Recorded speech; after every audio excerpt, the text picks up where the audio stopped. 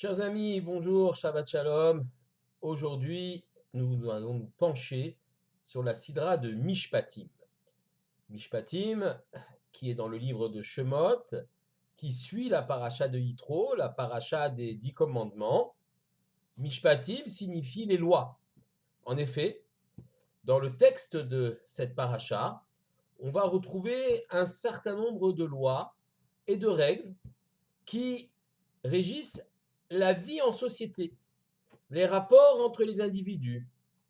Par exemple, nous avons à voir la loi concernant la règle des dommages causés à autrui par son animal, par un feu qu'on aurait provoqué. Les règles concernant ce qu'on appelle les gardes, la garde d'objets, si l'objet est perdu, qu'est-ce qu'on doit payer. Et un certain nombre de règles liées à ce qu'on appellerait aujourd'hui le code civil.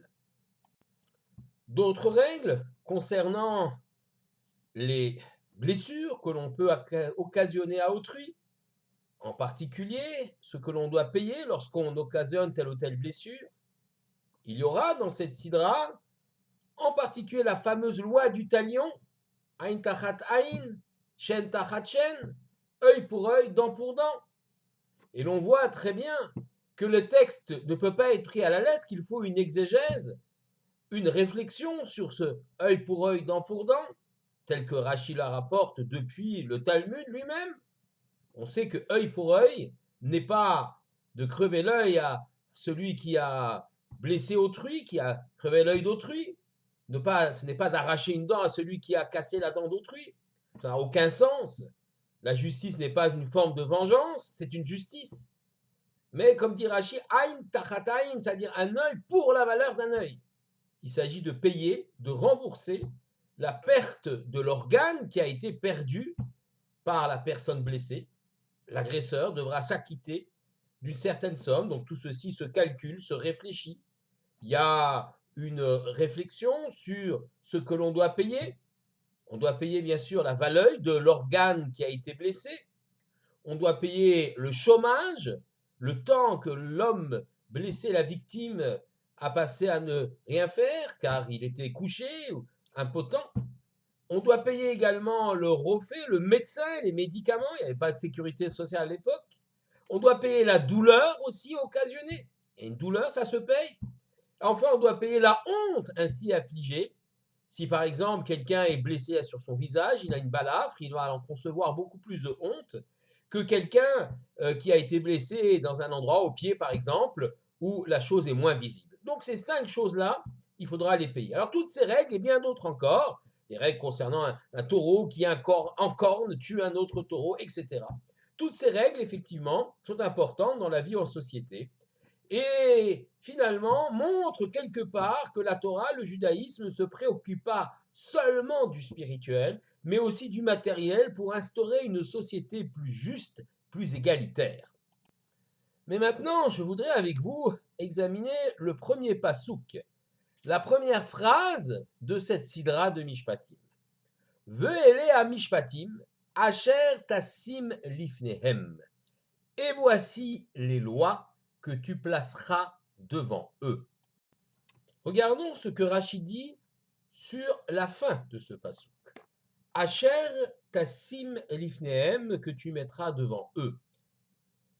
Amarlo Akadosh Baruch Hu le Moshe, Akadosh Baruch Hu a dit à Moshe, Lo ta'ale adatra lomar, qu'il ne te vienne pas à l'esprit de dire, Eshne lahem aperek ve'alacha, je vais leur enseigner le chapitre, la halacha, beito gimel pe'amim, 2 ou 3 fois, ad shete'es dura befiem ke mishnatat, jusqu'à ce que la chose soit connue, qu'ils la connaissent par cœur, dans leur bouche, comme on dit selon l'expression.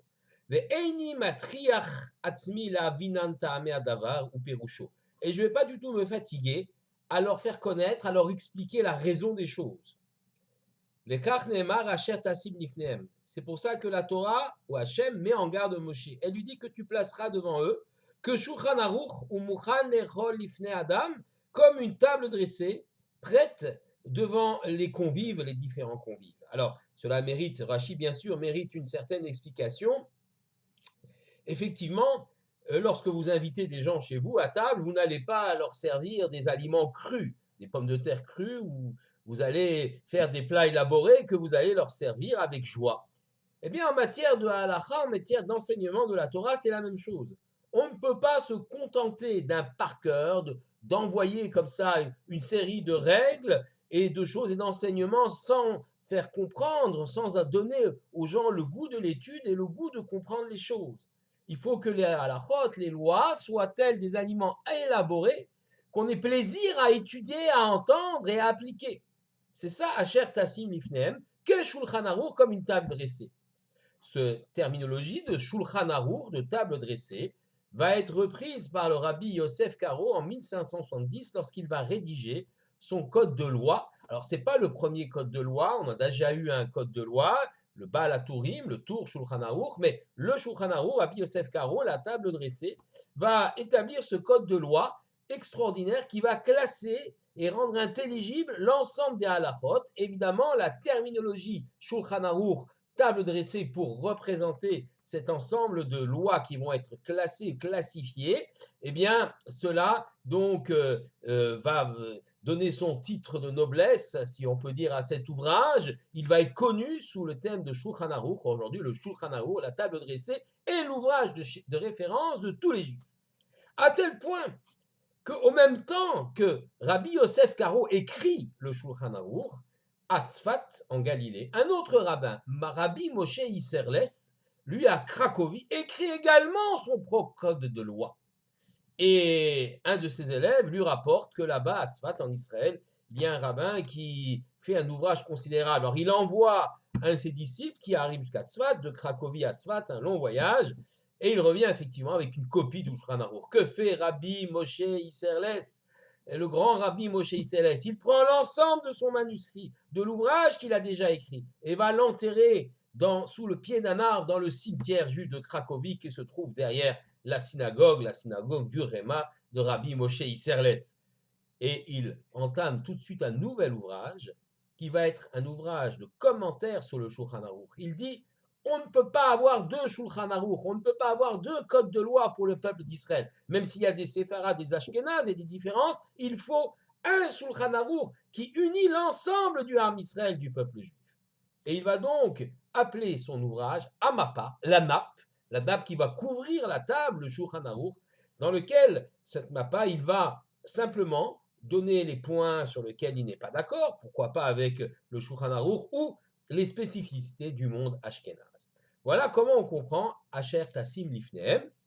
Le mot Lifnehem également, Rashi fait ici allusion au fait que l'Ifnehem, devant des tribunaux juifs, lorsqu'il y aura un litige, il faut aller devant les tribunaux juifs, même si le litige concerne effectivement deux juifs, il faut aller devant les tribunaux juifs, et pas devant ce qu'on appelle les archaot, les tribunaux non juifs, lorsqu'on a la possibilité d'avoir un arbitrage d'une cour juive qui permet donc de régler le litige entre deux individus. Mais revenons au début, Ele Amishpatim. Et voici donc les lois, Asher Tassim Lifnehem, que tu placeras devant eux. Rashi, au début, sur ce Ele, et voici, fait remarquer que le passou commence par le ve, qui est un vav conjonctif. Un vav, donc un et, comme en français, et, qui nous relie à ce qui précède. Kol makom shenemar ele. À chaque fois, dit Rashi, qu'il y a le mot ele, voici. Passal et arishonim, cela marque une interruption avec ce qu'il y avait avant. Par contre, quand c'est écrit ve ele, eh bien, mosif à la rishonim. Cela s'ajoute à ce qui a été écrit avant. Ma rishonim mi Sinaï. De la même façon, au début, eh bien, les choses ont été données au mont Sinaï. Af elu mi Sinaï. Et là aussi, donc les choses ont été données au mont Sinaï. Rashi fait référence effectivement à la paracha de Yitro. Dans cette paracha, nous avons énuméré les Aseret HaDibrot, nous avons énuméré les 10 commandements, et aujourd'hui, dans la paracha de Mishpatim, eh bien, on va énumérer un certain nombre de règles, de lois, qui organisent la vie des individus entre eux, comme on l'a expliqué, les codes civils. Eh bien, cette organisation, ces lois, ces halachot, ces mishpatim, ces lois, ont été également dites au mont Sinaï, au même temps que les Aseret HaDibrot, ou un peu après, au même moment, en tout cas au mont Sinaï, donc elles ont la même importance.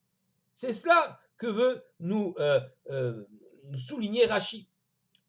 Il n'y a pas que les 10 commandements qui sont effectivement les bases, la profession de foi des Juifs, ce qu'il y a de plus connu, ce qu'il y a de plus fondamental, ce qui est extrêmement spirituellement élevé. Mais il y a aussi ces règles, ces lois qui peuvent sembler extrêmement terre à terre, qui également ont été dites au Mont Sinaï, et ce vœu ailé les rattache aux 10 commandements pour nous dire qu'elles ont la même importance. Toutes ces lois ont la même importance. Ainsi qu'il faut essayer de comprendre Rachi. Mais pour aller un peu plus loin, je voudrais vous ramener un commentaire de Rabbi Shlomo Yosef Zevin dans son livre La Torah et la Moadim, qui s'exprime ainsi. Il nous dit bien sûr que les mishpatim sont les lois qui organisent la vie entre les individus. Et bien sûr, ces lois-là existent dans le peuple juif, mais elles existent aussi parmi les nations, ce qu'on appelle les Umot HaOlam. Le monde n'est pas une jungle, un monde sauvage.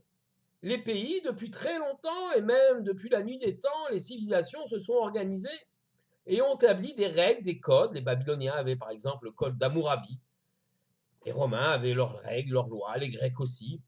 Ces règles, ces lois organisent la vie de la cité, organisent la vie de la société. À Athènes même, on avait prévu une sorte d'organisation démocratique des choses. Après la tyrannie, les démocrates se sont installés et on dit que effectivement la Grèce antique, c'est le berceau de la démocratie. Donc ces règles, ces lois qui régissent la cité, ça fait bien longtemps qu'elles existaient. Encore aujourd'hui, il y a des régimes tyranniques, mais il y a des régimes démocratiques où le peuple est souverain et le peuple organise la vie en collectivité de façon la plus juste possible. Ce que nous dit le texte, veut aider à Mishpatim, même ces lois-là, qui sont intelligibles, qui auraient pu être comprises et éditées par l'esprit humain, ces lois qui auraient pu être promulguées par quelques esprits très savants ou par une assemblée de gens, une assemblée nationale, un parlement, eh bien pour nous, ces lois aussi viennent du divin. Elles viennent aussi d'Akadosh Baruch Hu. Attention, la part de l'humain est importante, car l'homme, les sages vont réfléchir, faire l'exégèse, les textes ne sont pas toujours à prendre à la lettre. On a donné l'exemple de la loi du talion, œil pour œil, dent pour dent, il faut comprendre ces valeurs de l'œil pour l'œil.